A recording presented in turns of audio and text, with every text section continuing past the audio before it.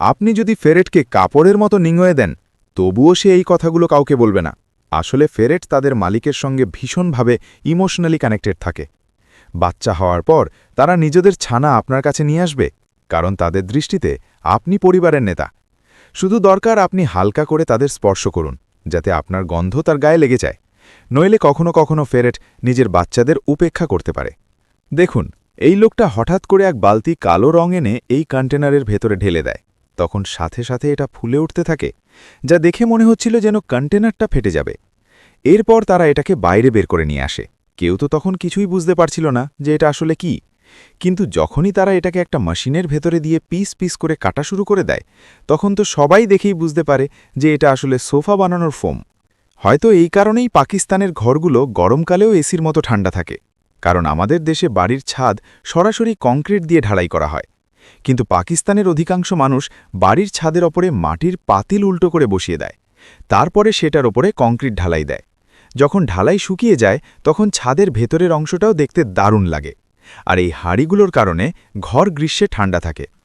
দেখুন, ললিপপের ওপরের কাভার সরাতে আমাদের যেমন হিমশিম খেতে হয়, ঠিক একইভাবে যারা ললিপপের উপরে এই কাভার লাগান তাদের জন্য এটি বেশ কঠিন কাজ।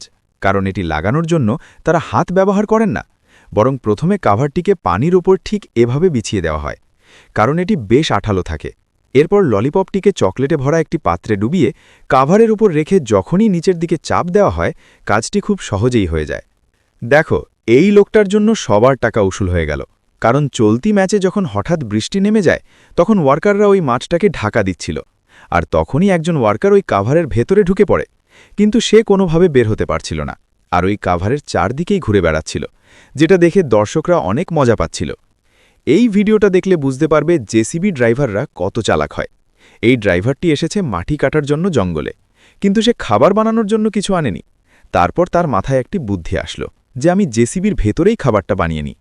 তারপর সে অনেক দ্রুত খাবার বানাতে লাগল, সবজি আর মশলার সাথে খাবারগুলো মিলিয়ে নিল, তারপর জেসিবির ভেতর দিয়ে নাড়তে লাগল। তার 1 ঘন্টা পর খাবারগুলো তৈরি হয়ে গেল। লোকটি 2টি বাটি নিচু করে দেখিয়ে বলে, দেখে নাও, 2 বাটিতেই তো পানি টানি কিছুই নেই, তাই না? তারপর সে 2 বাটিতেই জাদু করে একটি বাটি মেয়েটিকে দেয় আর অন্যটি নিজের হাতে রাখে। এরপর লোকটি সবুজ রঙের একটি রুমাল দিয়ে বাটিটি ঢেকে দেয়।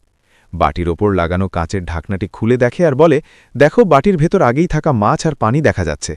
ও বলে ওঠে, দেখলে, জাদু হয়ে গেছে। দেখো, এই মেয়েটি একটি পলিথিন ব্যাগ নিয়ে পানি জমে থাকা জায়গার কাছে আসে। তারপর সে পলিথিনটি পানিতে ডুবিয়ে দেয় আর কোনাকুনি ঘষে ঘষে টেনে আনে।